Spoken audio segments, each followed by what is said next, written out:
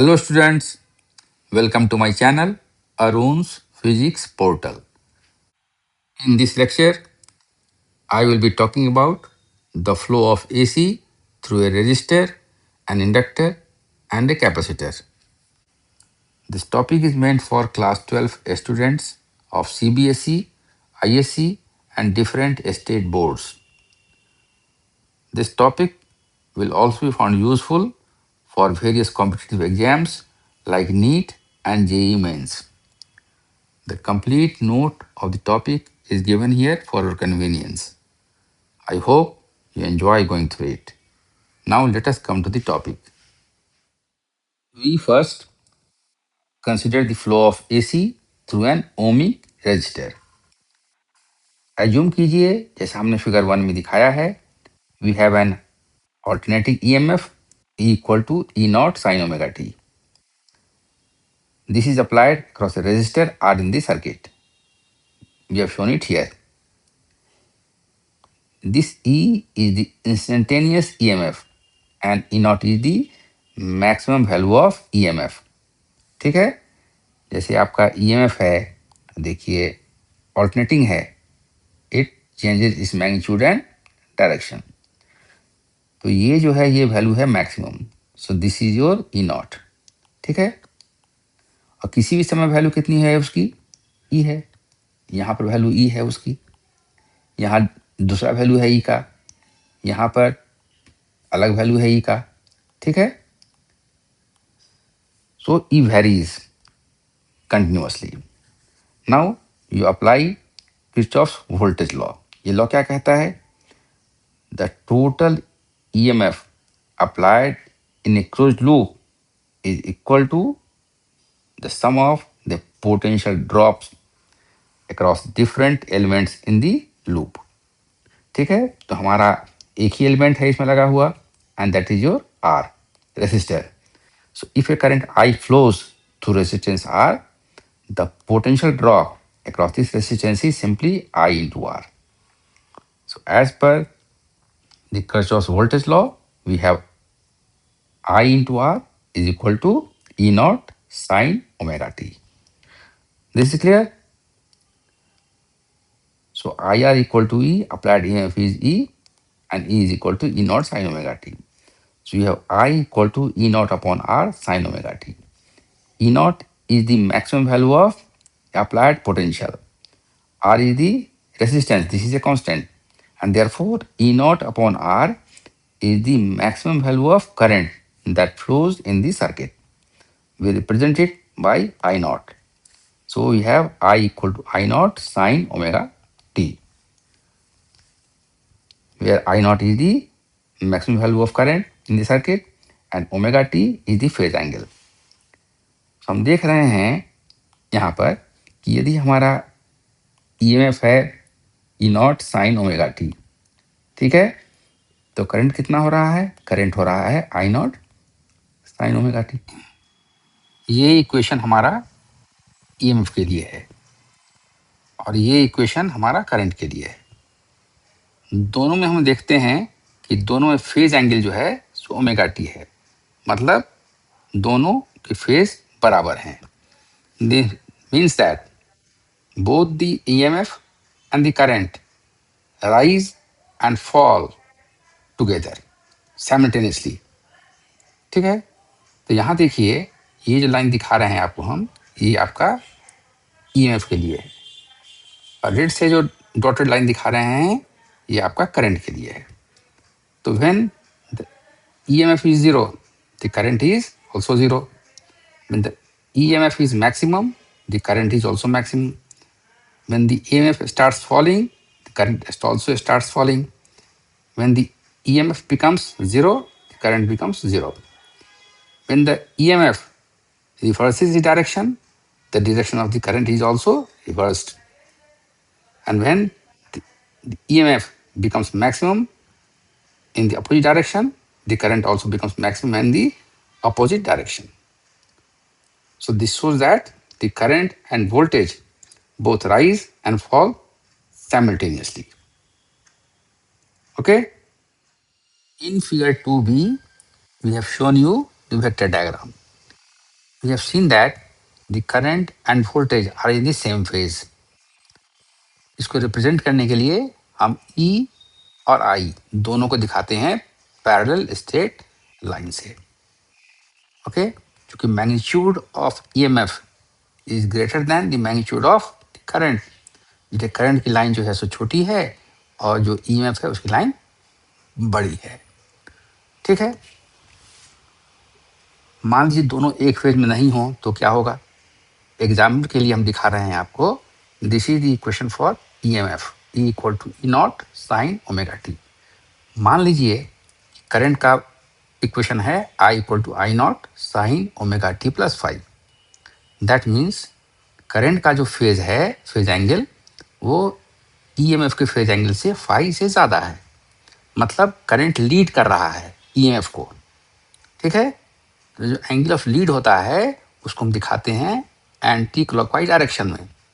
तो इसको रिप्रेजेंट करने के लिए हम दिखाते हैं ई इस तरफ है. ठीक है, और इससे फाई एंगल हम दिखाते हैं एंटी क्लॉकवाइज डायरेक्शन में. ये हुआ आई का. ठीक है, so this is how we represent the value of E and I on vector diagram. Phi ज़्यादा है, करंट लीड कर रहा है ईएमएफ को, तो फाई एंगल को दिखाते हैं हम एंटी क्लॉकवाइज डायरेक्शन में. ठीक है, मान लीजिए कि ईएमएफ का मान E equal to E naught sine omega t है और करंट का इक्वेशन जो है वो है I equal to I naught sine omega t minus five. मतलब फेज एंगल और phase of the EMF is omega t और करंट का जो फेज एंगल है वो है omega t minus five. That means here the phase of the current lags behind, या पीछे है ईएमएफ के फेज से. कितने से पीछे है? फाइव से. तो जो लैग करता है उसको हम दिखाते हैं in clockwise direction. So if this is the direction of E here, then the direction of the current I will be shown making an angle phi with the direction of E in clockwise direction. ठीक है, तो lag करता है तो angle लेते हैं हम clockwise direction में, और जो लीड करता है उसका एंगल हम नापते हैं किधर? एंटी क्लॉकवाइज डायरेक्शन में. तो इन दोनों इक्वेशन के करस्पॉन्डिंग हमारा ये कर्व है और इसके करस्पॉन्डिंग हमारा ये कर्व है और ये वेक्टर डायग्राम है. ठीक है, अब आइए हमने एग्जाम्पल देखें. 100 Hz AC source of peak value 12 volt is applied to a 1 kilo ohm resistor. Find the maximum current that flows in the circuit. देखिए, we have the expression for the maximum current and that is I maximum is E naught upon R. E naught का value दिया हुआ है वो 12 volt है. Resistor R 1 kilo ओम है. इन दोनों का वैल्यू पुट कीजिए इक्वेशन 1 में. तो I maximum is 12 volt upon 1 kilo ओम. तो दिस इज 1 किलो ओम कितना हो गया? 10⁻³ ohm. Then 12 volt by 1 kilo ohm is 12 volt upon 10⁻³ ohm. अब देखिए volt by ohm is nothing but ampere.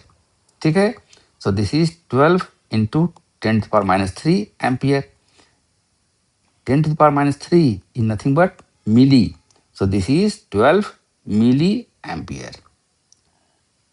ठीक है,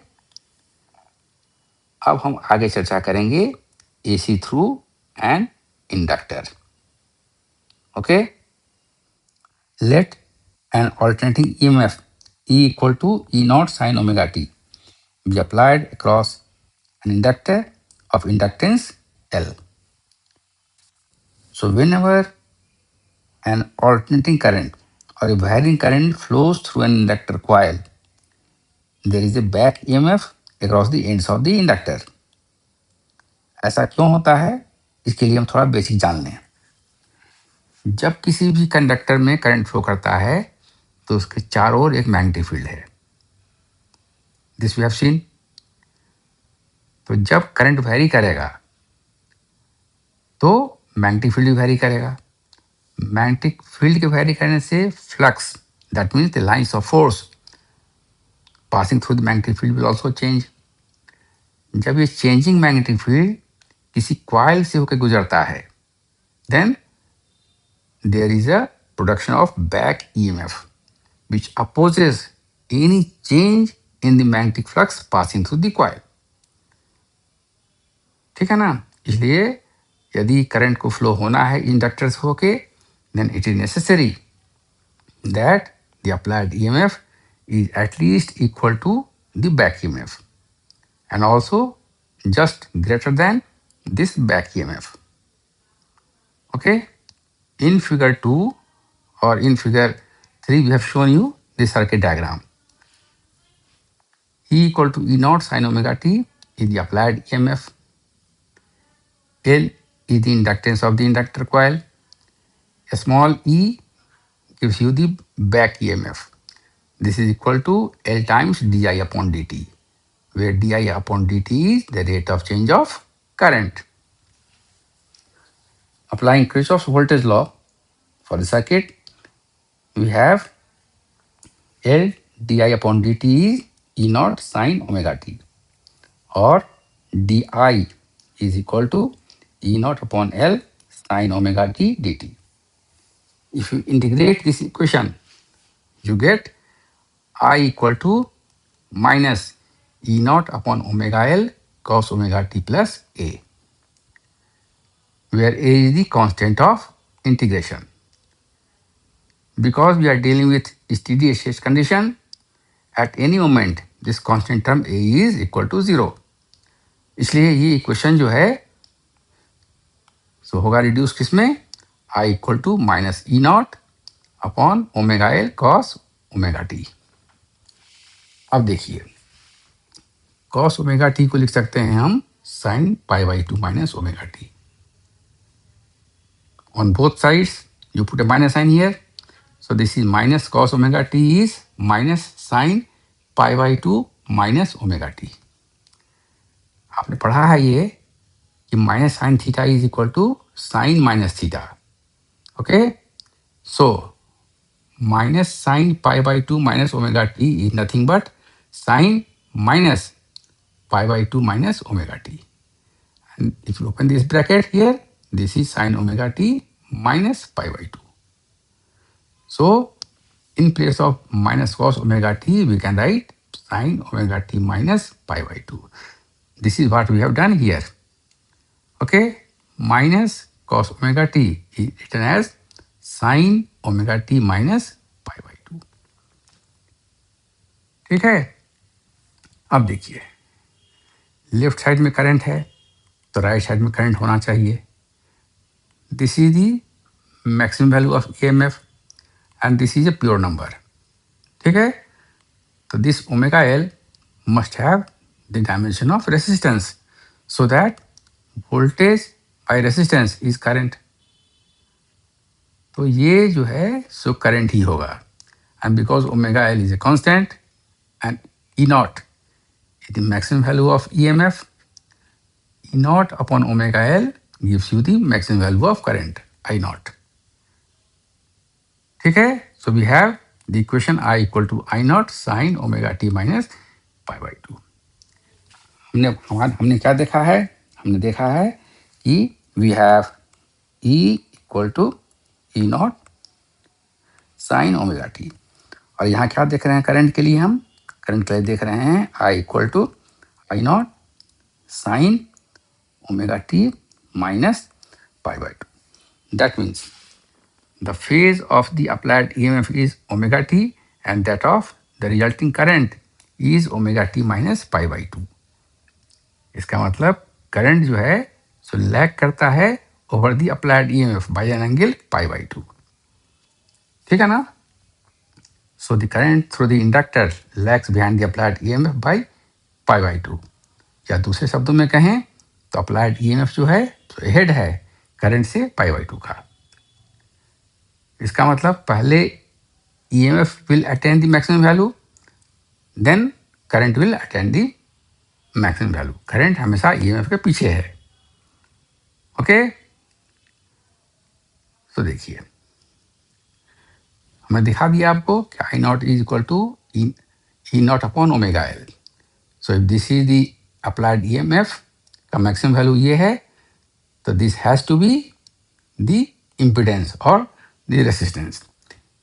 The resistance offered by an inductor coil is known as inductive reactance or simply reactance. इसको represent करते हैं हम XL से. The reciprocal of the reactance is known as susceptance. Okay? So inductive reactance कितना हो गया? XL is omega L. This is 2 pi f L, where f is the frequency of the AC. If we measure L in Henry and omega in radian per second or f in cycles per second, then omega L will have unit of ohm. ठीक है? Inductive reactance को हम ऐसे भी define कर सकते हैं. XL is equal to RMS value of alternating EMF across inductor upon RMS value of alternating current through the inductor. ये कैसे हुआ, इसे हम देखते हैं.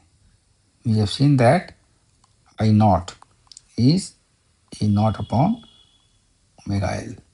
This is equal to E naught upon XL. जहाँ I naught हमारा मैक्सिमम वैल्यू ऑफ करंट है और E naught maximum value of EMF है. For RMS we can write I equal to E upon omega L.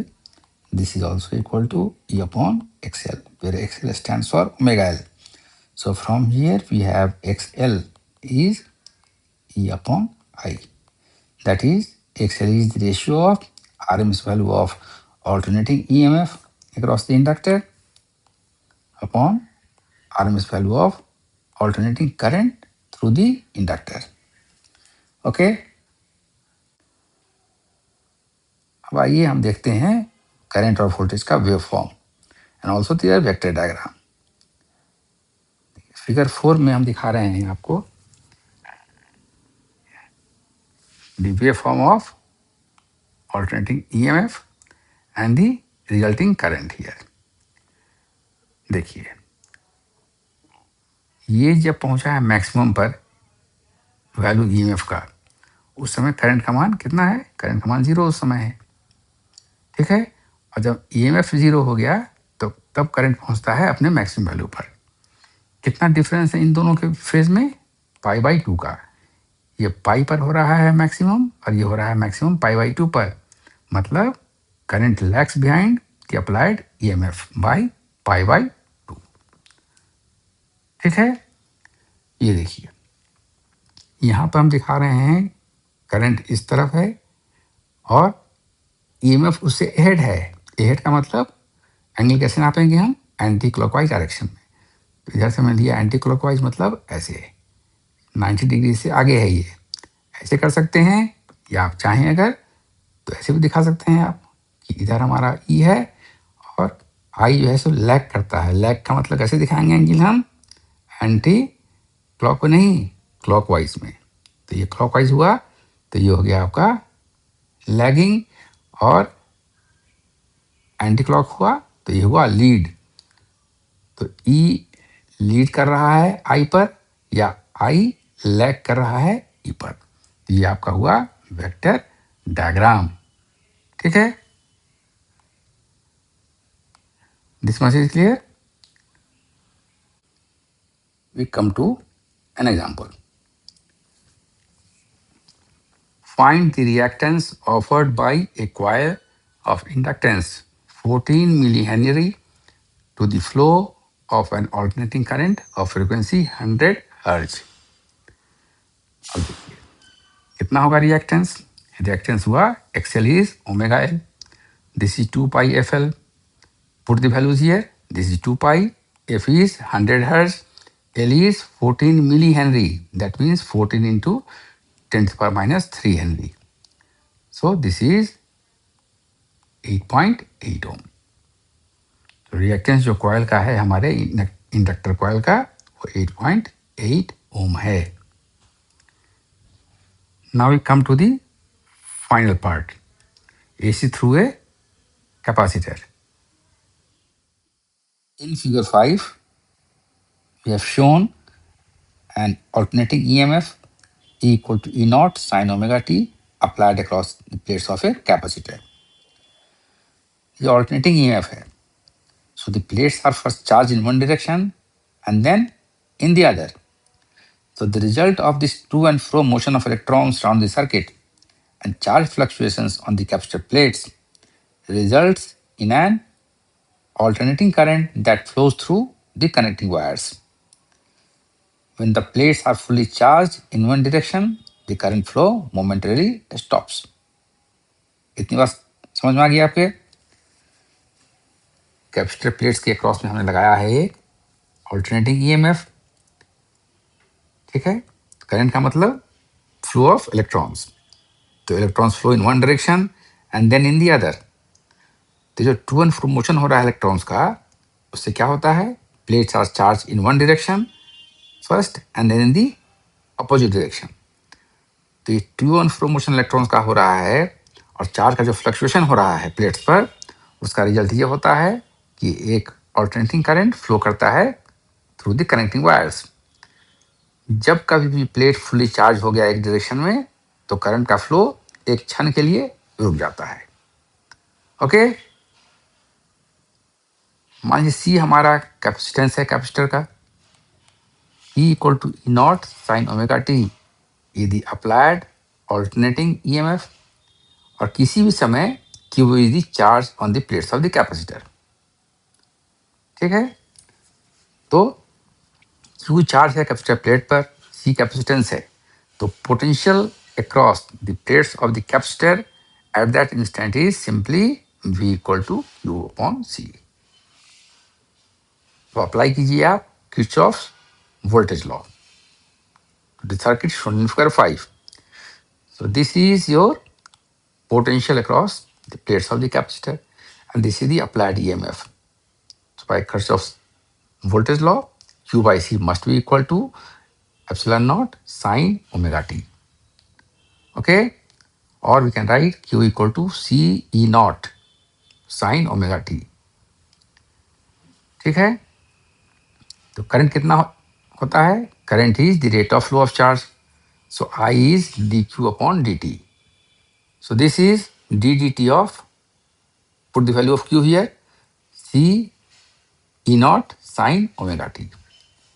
C or E naught, they are independent of t, so they can be taken outside the sign of differentiation. So this is C E naught sine omega t को differentiate करेंगे तो ये होगा omega cos omega t. So we can write it as E naught upon 1 upon omega c. cos omega t के लिए हमने लिखा है sin omega t plus pi by 2. अब ये देखिए, ये जो है sin omega t plus pi by 2, this is pure number. On the left side of this equation, we have current. So the right side must be a current. ये हो गया आपका maximum EMF. So this term 1 upon omega c must be the resistance offered by the capacitor to the flow of alternating current. तो ये maximum EMF है, ये resistance है जो constant है and depends only upon the frequency of the applied EMF. This is maximum and this is resistance or impedance. So this is ratio is nothing but the maximum current that flows in the circuit. So we can write this equation as I equal to I naught sine omega t plus pi by 2. This much is clear? Where I naught is E naught upon 1 upon omega c. This is the maximum value of current. Applied EMF कितना हमारा है? E equal to E naught sine omega t. और हमारा current कितना आ रहा है? Current हमारा आ रहा है I equal to I naught sine omega t plus pi by 2. तो इन दोनों का आप कंपेयर कीजिए. अब क्या देख रहे हैं? ये इक्वेशन है अप्लाइड ईएमएफ का और ये इक्वेशन है रिजल्टिंग करंट का. अप्लाइड ईएमएफ का जो फेज एंगल है वो है ओमेगा टी और रिजल्टिंग करंट का जो जो फेज एंगल है वो omega t plus pi by two. This means that the current is ahead of the EMF by pi by two. ये ओमेगा टी है, ध्यान से देखिए, और ये omega t plus pi by two है. दोनों में बड़ा कौन है? ये बड़ा है. तो करंट लीड करता है अप्लाइड ईएमएफ पर by N angle pi by two.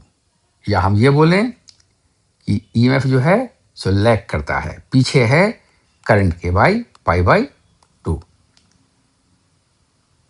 ठीक है. तो ये जो हमारा 1/ओमेगा c है, this is the resistance offered by the capacitor to the flow of alternating current. इसको हम बोलते हैं कैपेसिटेटिव रिएक्टेंस. उसको रिप्रेजेंट करते हैं XC से.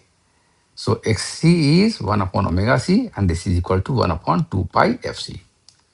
So the resistance offered by a capacitor to the flow of alternating current depends upon its frequency. F is here. तो F का मान जितना ज़्यादा होगा XC का मान उतना ही कम होगा. That means जो हाई फ्रीक्वेंसी करंट है उसके लिए कैपेसिटर इजी पाथ है. ठीक है. यदि F का मान 0 हो जाए, that is the current is not alternating current but this is a direct current. So if F becomes 0, XC becomes infinite. That means the capacitor offers infinite resistance to the flow of direct current, or the capacitor blocks the direct current. Clear? तो capacitor का जो impedance है या उसका resistance जो है वो current के फ्रीक्वेंसी पर डिपेंड करता है.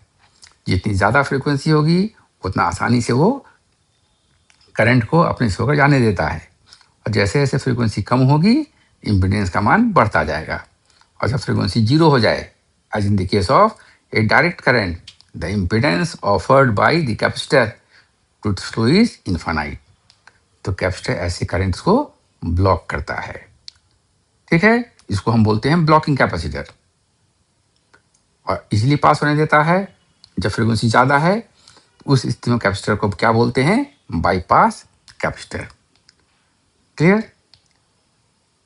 देखिए इसके अपोजिट हमने देखा है impedance of an inductor is omega L. यदि ओमेगा 0 है तो एक्सएल कितना हो जाएगा? एक्सएल हो जाएगा 0. दैट मीन्स ओमेगा 0 मतलब करंट कैसा है? डायरेक्ट करंट है. तो an inductor offers no resistance to the flow of direct current. जैसे जैसे ओमेगा बढ़ेगा एक्सएल का मान बढ़ेगा. So the impedance or the resistance offered by an inductor to the flow of AC increases with its frequency, whereas the impedance of a capacitor decreases with increase in frequency. तो inductor जो है high frequency current को block करता है जबकि DC को जाने देता है. दूसरी ओर कैपेसिटर जो है सो हाई फ्रीक्वेंसी करंट को जाने देता है जबकि डीसी को ब्लॉक करता है. अब आइए हम देखें waveform of current end voltage when an alternating current passes through a capacitor on application of an alternating EMF. तो देखिए हमने देखा है कि करंट अहेड है अप्लाइड EMF से. यहाँ देखिए at time t equal to 0 current is at its maximum value. After that the EMF reaches its maximum value E naught here. ठीक है. मैक्सिमम वैल्यू यहाँ पहुँच रहा है बाद में. जब करंट 0 हुआ तब EMF मैक्सिमम होता है. कितने का फेज डिफरेंस है दोनों के बीच में? π/2 का. ठीक है. फिर देखिए करंट जब हो गया maximum in opposite direction then the EMF becomes 0. Again the difference in phase is π/2. ठीक है. फिर देखिए जब करंट 0 हो गया तो अप्लाइड EMF जो है सो मैक्सिमम है in reverse direction. So everywhere we see that the current is ahead of the applied EMF. ये हमारा वेक्टर डायग्राम है। हमने देखा है कि current leads the applied EMF by 90. So if this is the direction of applied EMF, then the current is ahead of it by 90. So I go in anti-clockwise direction. So this is 90 degree. I draw the vector here. So this represents the current. So this is the vector diagram for the current flow through a capacitor. इसको हम ऐसे भी दिखा सकते हैं, if I take the current along this direction, then EMF lags behind the current by 90. Lag करने का मतलब क्या हुआ? I take the angle in the clockwise direction. ठीक है, तो ये हमारा E हुआ. I move in the clockwise direction here. So this is 90 degree. So either this figure or this figure, दोनों में से कोई भी जो है सो सही है. You can show this diagram or this diagram for vector diagram of current flow through a capacitor. Okay? अब आइए हम एक एग्जाम्पल देखते हैं. Find the reactance offered by a 5 microfarad capacitor to the flow of AC of frequency 10 to the power 6 Hz. कितना होता है reactance capacitor का? XC. This is equal to 1 upon omega C. So this is 1 upon 2 pi FC. F का मान दिया हुआ है 10 to the power 6 हर्ज. कैपेसिटेंस दिया हुआ है 5 microfarad. This means it is equal to 5 into 10 to the power minus 6 farad. इस वैल्यू को पुट कीजिए इस इक्वेशन में. In this equation put the values here. You get XC is equal to 1 upon 2 pi into 10 to the power 6 hertz into 5 into 10 to the power minus 6 farad. So this is 1 upon 10 pi ohm, or this is very nearly equal to 0.032 ohm. Okay, so this is all about the flow of AC through a resistor, an inductor and a capacitor. I assume you like this presentation. यदि आपको मेरा यह presentation अच्छा लगा हो तो इसे like करें, शेयर करें और मेरे चैनल को सब्सक्राइब करें. So thank you for watching. See you next time with some other topic of interest. Till then, goodbye.